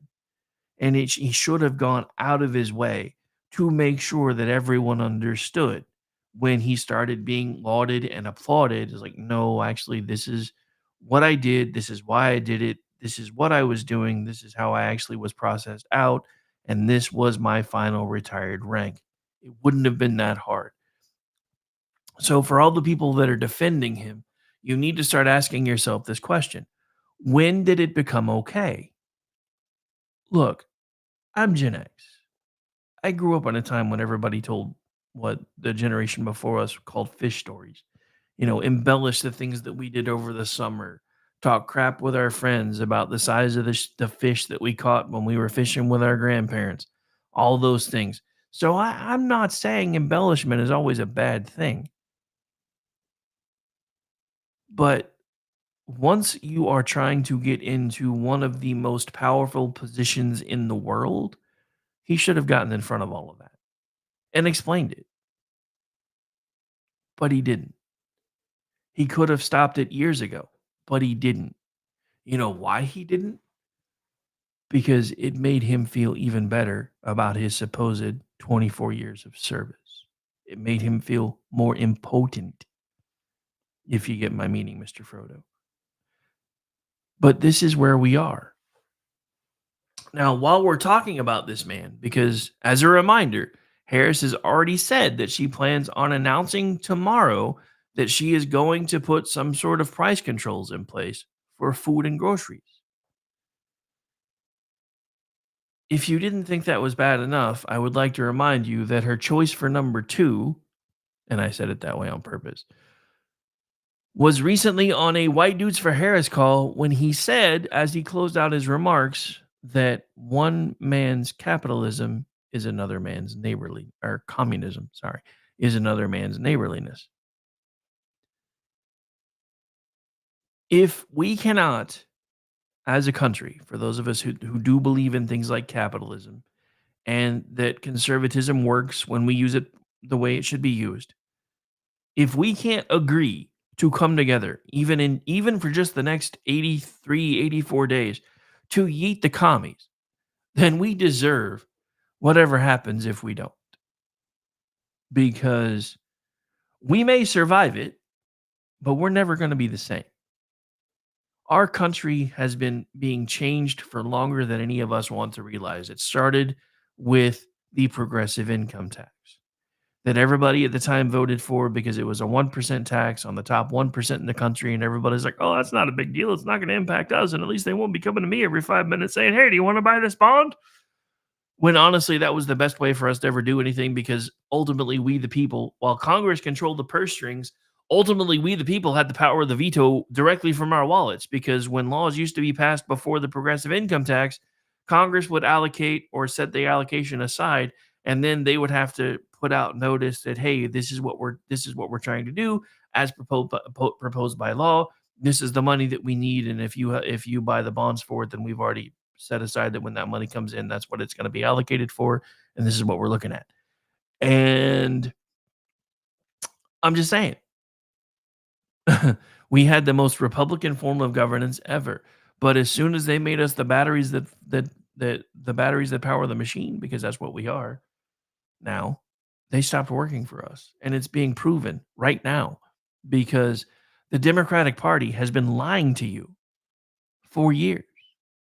People are still okay with it. They watched Joe Biden fall from grace faster than Kamala Harris dropped to her knees. I said what I said. And yet, and still, they're okay with it. So you have to ask yourself, why are they okay with it? Why is this suddenly a thing? We'll get into that on the other side of the break because we've hit that point and we have to take one. So I'm Rick Robinson. This is my show. Again, new time, same show. 1 to 3 Eastern, Monday through Friday, except for the first Monday of the month, probably soon going to noon to 3 Eastern. We'll be right back. Stay tuned. I am the passenger. I stay under glass.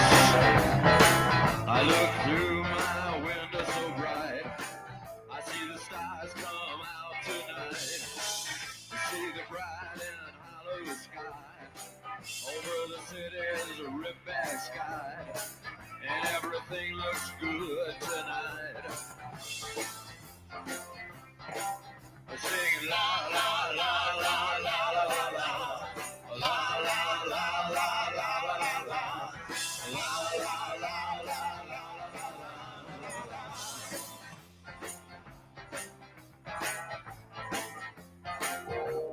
You are listening to KLRN Radio, where liberty and reason still reign. I'm Jordan Klinger, an attorney at McIntyre Law. The decision to hire an attorney after you've been injured is important. The decision on who to hire is even more important. At McIntyre Law, we will settle a case if the offer to our client is fair. Partial justice is no justice at all. At McIntyre Law, we are committed to obtaining full justice for our clients. Contact McIntyre Law at 405-917-5200 or visit us at mcintyrelaw.com. In uncertain times, we could use someone to lean on. Blue Cross and Blue Shield of Oklahoma will stand by you with plan options to fit your budget. If you've recently lost your job, had a baby, or moved, you can still get the healthcare coverage you and your family need. Financial help may be available for those who qualify. Call 855-452-BLUE or visit hereforyouok.com to see if you're eligible to enroll. Blue Cross and Blue Shield of Oklahoma, a division of Healthcare Service Corporation, a mutual legal reserve company. My son was in the Army back during Desert Storm, but even then he wanted an MBA. He looked at a dozen schools, but only one offered the online education and flexibility he needed while he was in a tent in Iraq, Grantham University. Turns out that Grantham's been delivering affordable, relevant college and advanced degrees for over 65 years. Heck, if they can deliver a quality education to a soldier in a tent overseas, think about the flexibility Grantham can offer you so you can earn your degree too. It doesn't matter how complicated or full your life is. If getting a degree is on your bucket list, you'll want to do what my son did. You'll want to call Grantham. Find out how easy it is to get started on your education so you can check that college degree off your bucket list. Call Grantham right now, 800-910-1370. That's 800-910-1370. Flexible, affordable, relevant. Call 800-910-1370. Attention business owners and independent contractors. This is a money-saving message from Tax Mediation Services. If your business owes $20,000 or more in taxes, we can help you today, right now. Listen, dealing with the IRS is no picnic. It's an intimidating and extremely stressful process, and you don't want to go it alone. Our attorneys know every law, every tax break, and every possible opportunity to help you resolve and reduce your tax debt. And if you owe more than $20,000, you may be at the top of their hit list. So don't take your tax debt lightly, because it will not go away on its own. The IRS can seize your bank accounts, your home, and even shut down your business. Call our tax experts today at 1-800-783-0810 and let us deal with the IRS while you focus on your business. That's 1-800-783-0810. Again, that's 800-783-0810. KLRN Radio has advertising rates available. We have rates to fit almost any budget. Contact us at advertising@klrnradio.com.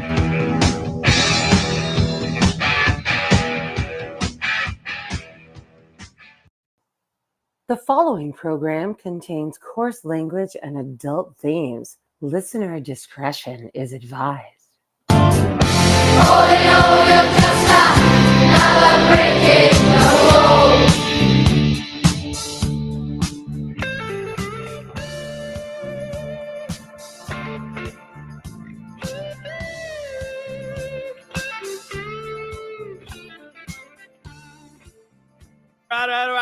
All right. Forgot to unmute myself. All right. Thank you so much for hanging out today. We're into the final segment of the Thursday edition of the Rick Robinson Show, coming at you live right here on KLRNradio.com. Hope everybody's enjoying your Thursday. For those of you working for the weekend, you're nearly there. It is Friday Eve after all. And if you're on the East Coast, you have a little over 20 minutes. Well, no, I'm sorry. I'm used to saying that the other way. So, yeah, in case for those of you just trickling in, you're like, what the hell's going on? Why is he on so much earlier? My life changed yet again. My daughter moved back home several years ago. I'm not going to go into that much detail, but she also had a child around the same time who's now 4 years old and has started pre-K.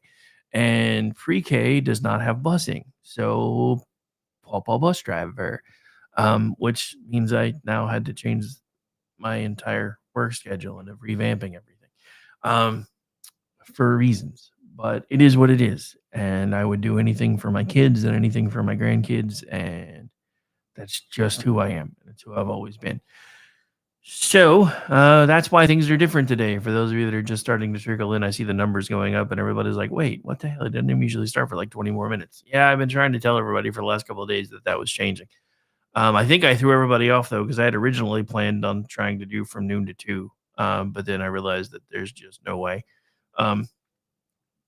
For those of you who haven't tried to do anything like this, especially if it's live, this is like being in college. For every hour that you are on the air, there's usually at least 3 hours worth of prep work, especially now that we're trying to incorporate video and everything else, because I've got to figure out what stories I'm pulling from, where the links are that I'm pulling from, when I'm going to pull up said links that I'm pulling from. And even today, I'm doing half of it on the fly because I just didn't have enough time, but I wasn't going to not do a show today. So moving on, this is from Town Hall. Let me make sure you guys can see it. 1 second. I need to get onto the right screen first so I don't throw everything off again.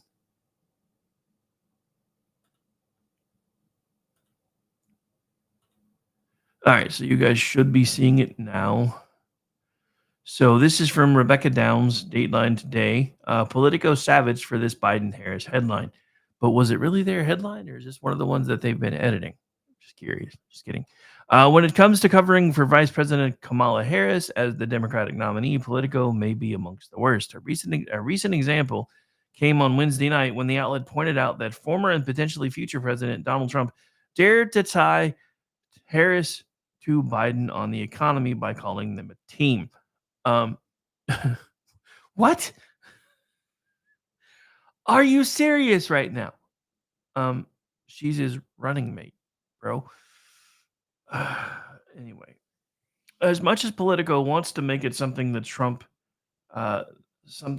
moves to do, Harris is already connected to President Joe Biden. She was his running mate in 2020 and is now the sitting vice president. Biden also endorsed Harris to replace him.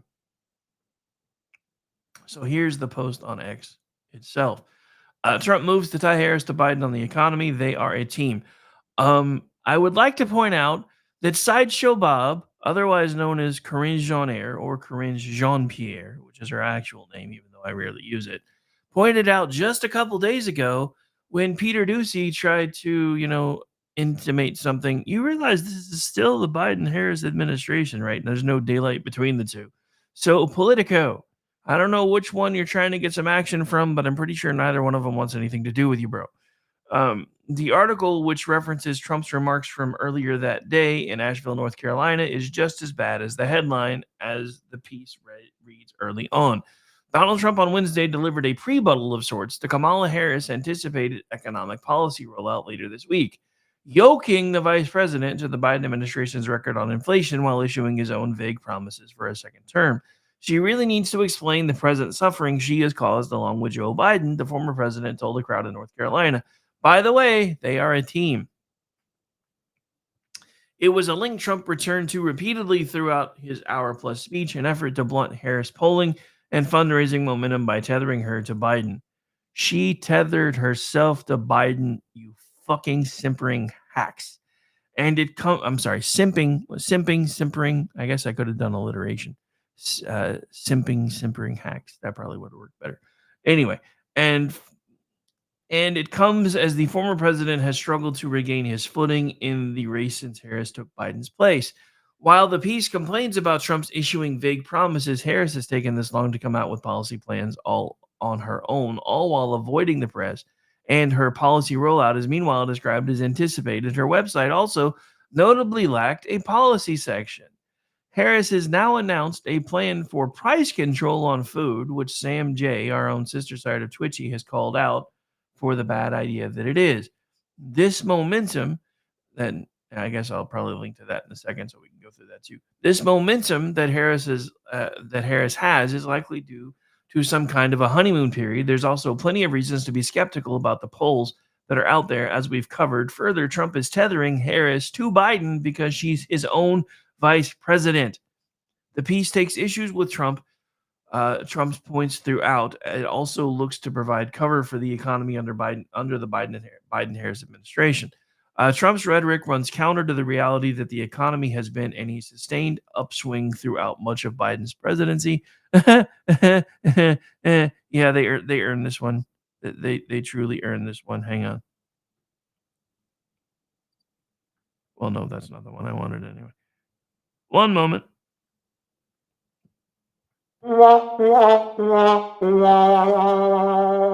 You get the sad trombone of shame because you've earned it.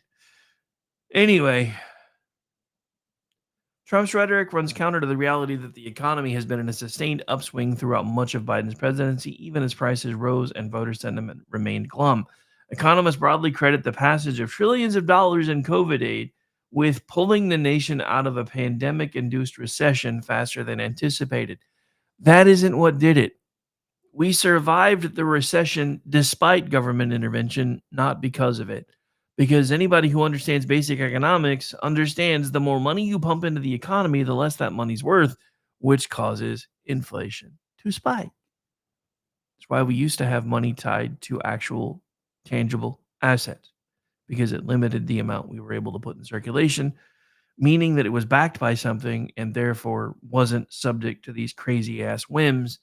And I blame both the Democrats and the Republicans for that too, because the Democrats were pushing for the idea, and fucking Nixon was the one that finally put the nail in the coffin of having our dollar backed by something tangible, because Republicans keep being rope-a-doped by these assholes over and over and over again, and we still learn nothing.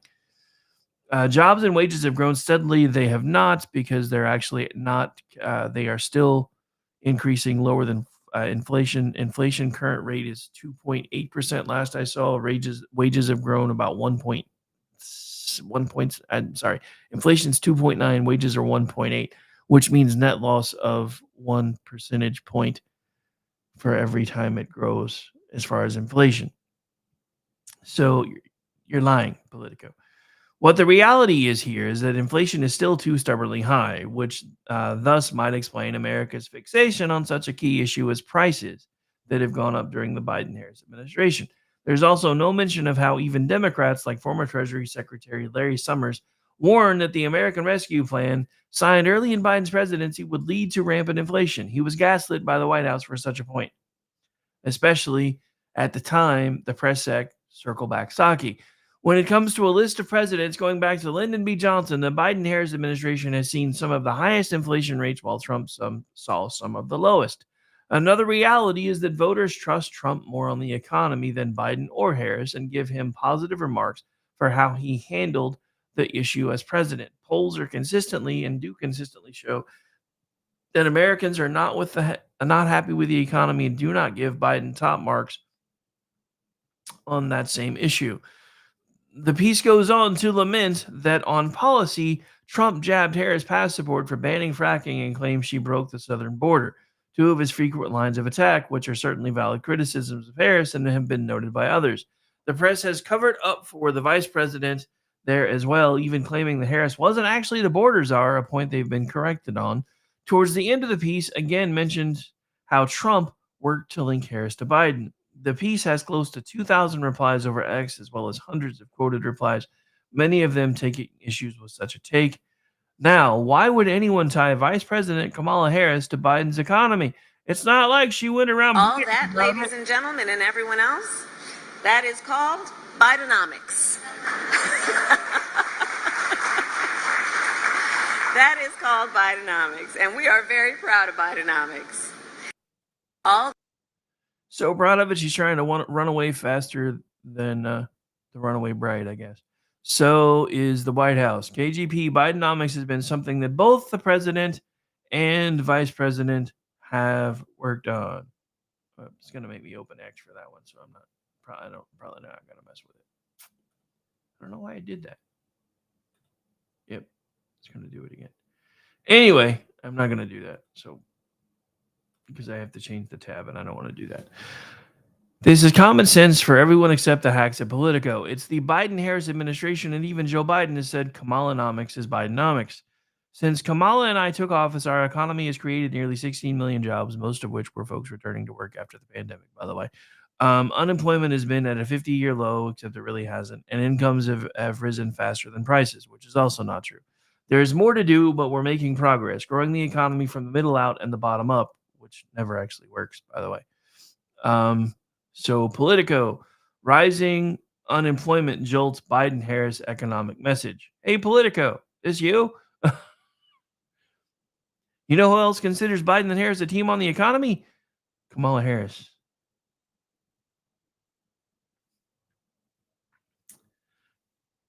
Just saying. These people are retarded. And look, I get it. I don't think we can save anybody on the left anymore, if I'm being completely honest. I don't say that lightly. I don't say it in any way, shape, or form other than it being, as far as I'm concerned, the absolute truth. I don't think we can save anyone on the left anymore. I think they're too far gone. Because now I'm even seeing people that are so offended by Donald Trump that they are willing and perfectly able to let communists take over the country as long as it proves that they were right about Donald Trump not being able to win the election. And look, I am a recent conversion to MAGA. I do not like the verbal abuse any more than anybody else, or the written abuse any more than anybody else. But I will say this, and I've been saying this now for the last, 3 weeks, almost a month, as soon as they did what they did and pushed Joe out of the way, which had to be delicious for Kamala, by the way, because the same guy that tried to keep her off buses, she got to throw him off the campaign bus. I'm just saying. If I was better at graphics design, I would already have that shirt made. Yellow school bus with Harris Biden 2024 on it, with Joe flying out the door with Kamala being the one throwing him. If I was better at graphic design, that would already be a thing. So for anybody who is, feel free to run with it. But I'm just saying, there was a time that we as American people could come together and say, you know what? Communism isn't for us. Socialism isn't for us. We don't want it here. It's failed everywhere it's ever been tried. We don't want it here. Even China isn't as communist as it once was, which tells you exactly how broken that system really is. But like I said earlier in the program, there's a certain group of younger demographic in America specifically that think communism is the way to go because capitalism isn't working for them. Because they can't afford a house and they can't get out of their mom's basement and they can't do this and they can't do that. But what they don't realize is part of the reason why they can't do that is because of the very thing that they're now lobbying for. The more government control there is of anything and everything, the less available it's going to become. Even everybody today who was yelling at me about the fact that now the media is trying to run cover for Joe Biden, exclaiming that we're now energy independent for the first time in 70 years, which is not true because we're independent now, energy independent now, supposedly, if it's accurate at all, for the third time in 70 years, 2 of which were years that happened under Donald J. Trump. So when I pointed this out, someone who I wasn't sure if it was attacking me directly or the original poster pointed out that even the articles that I was posting said Trump didn't really deserve any of the credit because it was the oil and gas industry that managed to bring down the pricing and bring up the exportation. But the same article goes on to state that this was done without any government intervention, because it really was, because all Donald Trump did was slash the regulations holding them back. So while he doesn't really deserve any direct credit, because all he did was get the regulations out of the way, it still happened on his watch, and it was because he got the regulations out of the way. Our government is what's killing us. In case you haven't figured it out yet, some of the people in the government, while they're screaming and yelling about this Agenda 2025 crap, are firmly and completely on board with Agenda 2035. And if you haven't looked at that yet, you really should, because we now have prominent people both in the media and in the influencer realm talking about the fact that in order for a new world order to be created, a certain percentage of the world population would have to fall away. These are the people that are telling you they're trying to do everything they can to make your lives better, but half of you aren't going to make the cut. This is what happens when you start pushing towards communism, because one of the best ways to distill communism down is you are only useful as long as you can produce more potatoes than you can consume. As you age, you become less available to produce the things the government needs, so you are less critical. And as you continue to be less critical, you become a drain on resources. As you become a drain on resources, they start looking for ways to get rid of you. Just look at what's going on in Canada right now with people that are now suffering from depression that can opt to go to their doctor and say, I don't want to be here anymore. Stop the world. I want to be off. I want to get off. I neither want that, need that, or desire that for America. We don't want communism here. And if we do, I'm glad I'm getting long enough in the teeth that by the time there are any actual consequences from it, I may no longer be here. But I'm still fighting to keep America free, safe, and sane for my children and grandchildren.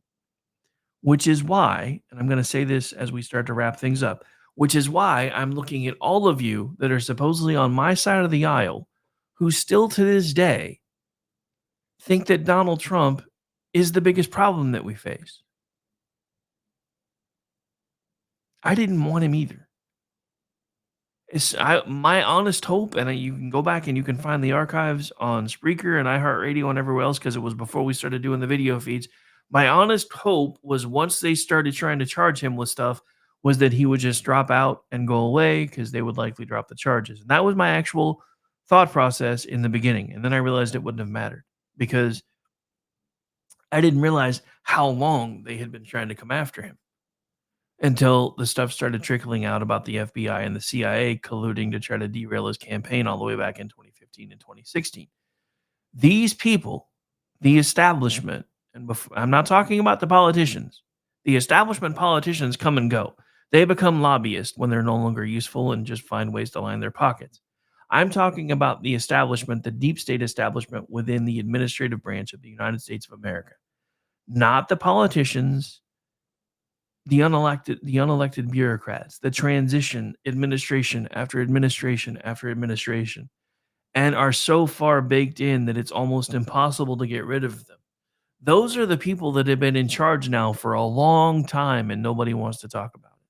Those are the people that are pushing for this government takeover of industry, this government takeover of food production. They don't call it communism anymore. They call it central planning.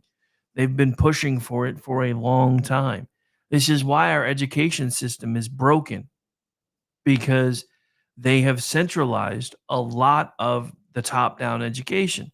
Now, if you want money from the government, you have to be okay with the government saying, well, you have to teach your kids about gender, blah, blah, blah.